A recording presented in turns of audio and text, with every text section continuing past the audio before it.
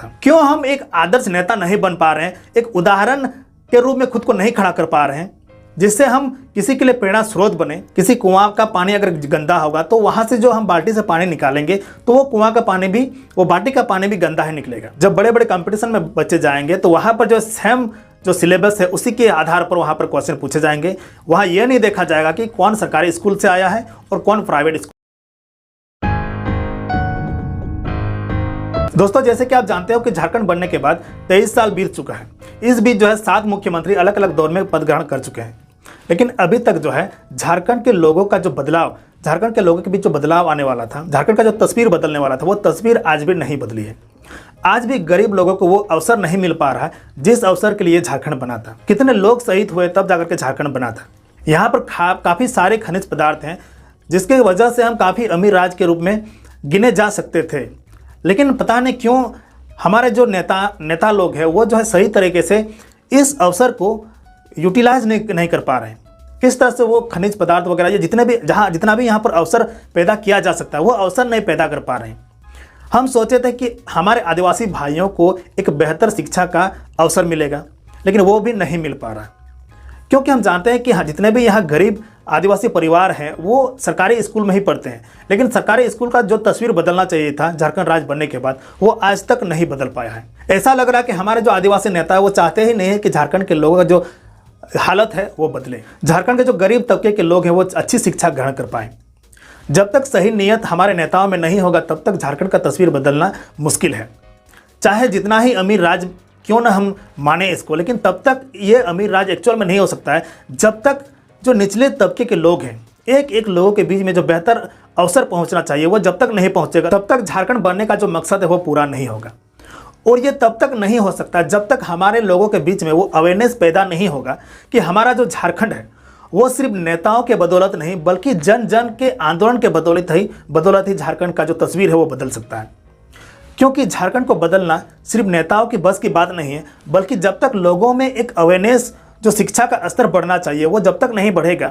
हालांकि यहाँ पर सरकार का दायित्व है कि वो सरकारी स्कूलों को दुरुस्त करे, क्योंकि गरीब लोगों को शिक्षा का जो मौका मिलता है वो सरकारी स्कूलों में ही मिलता है। उनका इतना हैसियत नहीं रहता है कि वो प्राइवेट स्कूलों में या अंग्रेजी स्कूलों में अपने बच्चों का दाखिला कर सके। जबकि हम जानते हैं कि बड़े बड़े कंपटीशन में जब बैठा जाता है, जब बड़े बड़े कंपटीशन में बच्चे जाएंगे तो वहाँ पर जो सेम जो सिलेबस है उसी के आधार पर वहाँ पर क्वेश्चन पूछे जाएंगे। वहाँ ये नहीं देखा जाएगा कि कौन सरकारी स्कूल से आया है और कौन प्राइवेट स्कूल से आया है, कौन हिंदी मीडियम से आया है और कौन अंग्रेजी मीडियम से आया है, क्योंकि सारा चीज़ डिपेंड है मेरे ख्याल से शिक्षा पर।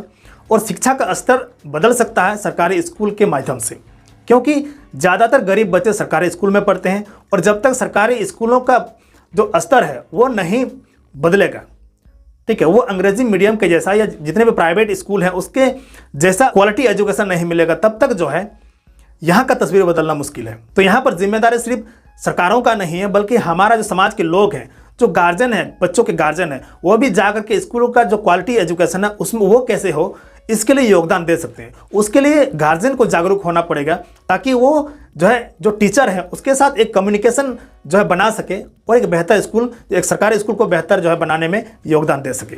तो इसके लिए सबको जागरूक होने की ज़रूरत है। और जहाँ तक बात है झारखंड का डेवलपमेंट की बात, तो सरकारों का काम तो आपने देख लिया है 23 वर्षों तक। यहाँ आप और हमको जो है ये समझना पड़ेगा कि जब तक हर युवाओं में प्रोडक्टिविटी नहीं बढ़ेगी तब तक जो है यहाँ का विकास मुश्किल है। क्योंकि किसी भी राज्य हो या किसी भी एक परिवार को ही समझ लो, जब तक उस परिवार में प्रोडक्टिविटी किसी का नहीं बढ़ेगा, एक आदमी कमा करके नहीं लाएगा वो या कमाने के लायक नहीं बनेगा या कोई शिक्षित नहीं होगा, उस घर में विकास का होना मुश्किल हो जाएगा। तो जब एक घर में प्रोडक्टिविटी बढ़ती है तो उस हिसाब से धीरे धीरे पूरे राज्य का ही विकास होता है। हर घर में इस तरह से अगर हर आदमी का प्रोडक्टिविटी बढ़ेगी, हर आदमी शिक्षित होगा। मेरा कहने का मतलब यह है कि प्रोडक्टिविटी तब तक नहीं बढ़ेगी जब तक आप में शिक्षा का स्तर नहीं बढ़ेगा। आप अगर अपने हाथ और पैर के माध्यम से ही कमाना चाहते हैं, ठीक है, तो आप कितना कमा सकते हो? ज़्यादा से ज़्यादा आप दिन भर का जो मेहनताना मिलता है वही आप कमा सकते हो। लेकिन अगर ज़्यादा प्रोडक्टिविटी आपको चाहिए तो कहीं ना कहीं आपको शिक्षा का स्तर आपके में ज़्यादा होना चाहिए, और शिक्षा का स्तर बढ़ेगा तभी आप में प्रोडक्टिविटी बढ़ेगी। इसलिए मैं कह रहा हूँ कि शिक्षा का यहाँ पर कितना महत्वपूर्ण योगदान है और क्वालिटी एजुकेशन का होना बहुत ही जरूरी है। न सिर्फ पैसा कमाने के लिए बल्कि समाज में एक अच्छा व्यवस्था कैसे बन सकता है, समाज में हम कैसे एक अच्छा नागरिक बन सकते हैं, कैसे हमारे अंदर एक संस्कार आ सकता है, क्योंकि ओवरऑल पूरे राज्य का जो माहौल है उसको बनाए रखने के लिए हमारे अंदर में संस्कार का होना कहीं बहुत ही जरूरी है। क्योंकि आए दिन रेप होते रहते हैं, आए दिन मारकाट होते रहते हैं, आए दिन हम धर्म के नाम पर लड़ते हैं। तो जब तक हमारे अंदर में वो गुण नहीं होगा, जब तक हमारे अंदर में वो संस्कार नहीं होगा, तो वो आएगा क्वालिटी एजुकेशन से। तो वो सरकारी स्कूलों में ही हो सकती है। उसके लिए हमको जागरूक होना होगा, गार्जियन को जागरूक होना होगा, यहाँ तक कि सरकारों को भी जागरूक होना होगा। और मेरा कहना तो ये है कि जब तक जो है हम नीचे से शुरुआत नहीं करेंगे, हमारे जो नेता है वो भी जो है उस वैसे ही निकम्मे बनेंगे, क्योंकि नेता लोग भी समाज के अंदर से ही आते हैं। आप जानते हो किसी कुआं का पानी अगर गंदा होगा तो वहां से जो हम बाल्टी से पानी निकालेंगे तो वो कुआं का पानी भी, वो बाल्टी का पानी भी गंदा ही निकलेगा। तो एक हिसाब से मान लो समाज एक कुआं है, वहां से जो भी लोग निकलेंगे, बाल्टी मतलब वहां से निकलेगा, तो उसमें अगर संस्कार नहीं रहेगा तो वो भी जो है निकम्मा ही साबित होगा। तो कहीं ना कहीं समाज के जो लोग हैं, समाज के जो हर बच्चों के जो गार्जियन है, उसका भी एक जिम्मेदारी बनता है कि आप अपने बच्चों में वो संस्कार डालें कि जब उनको मौका मिले समाज सेवा का या कहीं भी अपना सर्विस देने का मौका मिले, वो जो है अपना क्वालिटी सर्विस दे सके, ठीक है। और वो संस्कार उसके अंदर में हो जिससे जो समाज में जो गलत जो काम है, वो गलत काम होने से वो खुद को रोक सके। इस हिसाब से हम अपने बच्चों को तैयार करेंगे, तब जाकर के एक बेहतर समाज बन पाएगा और बेहतर हमारा राज्य बनेगा। तो मेरे ख्याल से अभी जो सर्कमस्टेंस अभी बन रहे हैं, जो बने हुए हैं राजनीतिक स्तर में, ठीक है, हेमंत सोरेन को गिरफ्तार कर लिया गया है। तो यहाँ पर कौन सही है कौन गलत है, हम यहाँ पर ये मान करके नहीं चल रहे हैं कि हेमंत सोरेन ही गलत है, या ये मान कर नहीं चल रहे हैं कि केंद्र सरकार गलत है, मोदी सरकार गलत है। कोई भी गलत हो सकता है, लेकिन एक्चुअल में यहाँ आप एक बात सोचो कि क्यों कोई भी बच्चा नेता नहीं बनना चाहता है। क्यों वो कहता है कि वो डॉक्टर बनना चाहता है, क्यों वो कहता है कि इंजीनियर बनना चाहता है, क्यों वो नहीं चाहता है कि मेरा आदर्श एक नेता है, उसके जैसा हम बनना चाहते हैं। क्यों ऐसा नहीं है? क्यों हम एक आदर्श नेता नहीं बन पा रहे हैं, एक उदाहरण के रूप में खुद को नहीं खड़ा कर पा रहे हैं जिससे हम किसी के लिए प्रेरणा स्रोत बने? क्यों ऐसा नहीं कर पा रहे हैं? क्या कमियां हैं हमारे अंदर में? अभी जिस तरह से अगर हम हेमंत सोरेन के बारे में बात करें तो ऐसा लगता है कि जो उनके पिताजी ने काम करके गया था, जो समाज में उनका नाम था, जो उन्होंने काम किया था, जो उन्होंने समाज सेवा किया था, लग रहा है कि उन्हीं का फसल वो काट रहे हैं। खुद कुछ ऐसा नहीं कर पा रहे हैं कुछ बड़ा जिससे उनका भी नाम हो। और मेरा कहना यह है कि अगर आप किसी खेत का फसल काट रहे हो तो सिर्फ फसल काटना ही काम नहीं है। एक बार काट लोगे तो फिर खत्म हो जाएगा वो। फिर से अगर वहां आपको फसल चाहिए तो कहीं ना कहीं आपको वो मिट्टी उपजाऊ बनाना पड़ेगा, उपजाऊ रखना पड़ेगा। तो एक हिसाब से आपका समाज, ये जो राज्य है, उसको आप उपजाऊ बनाइए, तब जाकर के आप फसल आगे काट सकते हो। तो आपका समाज ही उपजाऊ नहीं होगा, वहां से जो है प्रोडक्टिविटी वहाँ नहीं बढ़ेगी, तो कहीं ना कहीं आपके लिए भी ये खतरा है और कहीं ना कहीं आप भी जो है फसल नहीं काट पाओगे और कहीं ना कहीं आप भी किसी दिन गिरोगे। तो मेरे ख्याल से एक अवसर है, झारखंड एक अवसर है और हर नेताओं के लिए अवसर है कि आप जो है आप उस तरह से समाज के लिए काम करें, अपने राज्य के लिए काम करें, जिससे जो है आपका एक नाम हो, आप आदर्श के रूप में पहचाने जाएं कि ये एक प्रेरणा स्रोत है। हर बच्चा जो है आपसे प्रेरणा ले और वो भी नेता बनना चाहे। पूरे देश के लिए मैं कह रहा हूँ, मैं भाजपा के लिए भी कुछ शब्द कहना चाहूँगा कि कहीं ना कहीं कुछ चीज़ तो लग रहा है कि सही है, लेकिन कुछ ऐसा भी चीज़ है जो लग रहा है कि राजनीति से प्रेरित है।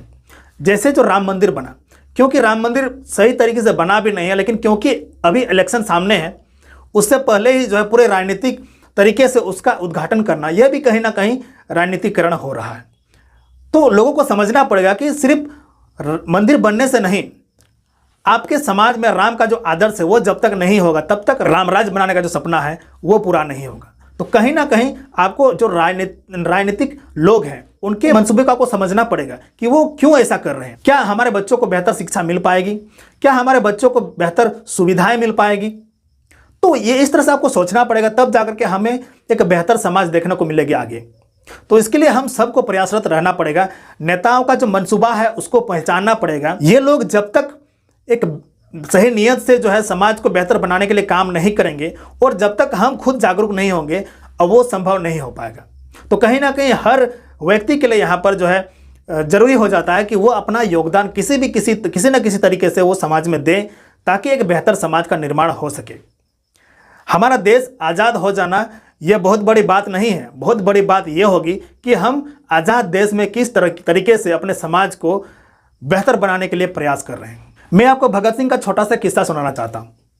जब भगत सिंह को जेल हो गया था, ठीक है, जब भगत सिंह को पकड़ लिया गया था और उसको फांसी का सज़ा सुनाया गया था, तो उसका वकील जो है उसके पास गया था ये कहने कि आप अगर एक माफ़ीनामा लिखते हो और उसमें साइन कर देते हो कि मैं जो है दोबारा इस तरह से नहीं करूँगा, मुझे माफ़ कर दिया जाए, मुझे छोड़ दिया जाए, ठीक है। उसको मौका मिला था कि वो जो है फांसी से बच सकता था। उसका वकील जो है उससे माफ़ीनामा चाहता था और उसमें सिग्नेचर चाहता था। लेकिन पता है भगत सिंह उस दिन क्या कहा था? उन्होंने कहा था कि आज एक भगत सिंह मर जाएगा तो कल हजारों भगत सिंह पैदा होंगे। उनका जो विचार था, उस विचार के माध्यम से हजारों भगत सिंह फिर से पैदा हो जाएंगे। और भगत सिंह ने कहा था कि आज अगर मैं माफ़ीनामा में सिग्नेचर करता हूं तो सिर्फ एक ही भगत सिंह बचेगा, लेकिन अगर एक भगत सिंह आज मरेगा तो हजारों भगत सिंह जिंदा होंगे। मेरे विचारों से हजारों भगत सिंह जिंदा होंगे। हालांकि वकील ने उसको खूब समझाया। वकील ने उनको कहा कि आप अगर मर जाएंगे तो फिर आपके सपना का क्या होगा? आप जो एक बेहतर समाज का निर्माण करने का सपना देख रहे थे, उनका क्या होगा?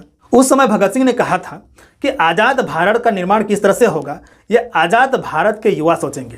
कहने का मतलब है कि भगत सिंह मानते थे कि मेरा काम हो गया है। आज़ाद भारत में आज़ाद देश का निर्माण किस तरह से होगा, समाज का निर्माण, बेहतर समाज का निर्माण किस तरह से होगा, यह आज़ाद भारत के युवाओं का काम है। और आज के युवा, आज के नेता अगर इस तरह से काम करेंगे तो बताओ भगत सिंह का इज्जत क्या ही रह जाएगा। हम क्यों उसको सम्मान नहीं दे पाते हैं जिन्होंने अपने देश के लिए अपना जीवन को न्यौछावर कर दिया। तो अगर आप भी इस तरह से सोचते हैं तो वीडियो को लाइक कीजिए, चैनल को सब्सक्राइब कीजिए। मिलते हैं अगले वीडियो में, तब तक के लिए अपना ख्याल रखिए, मस्त रहिए और स्वस्थ रहिए।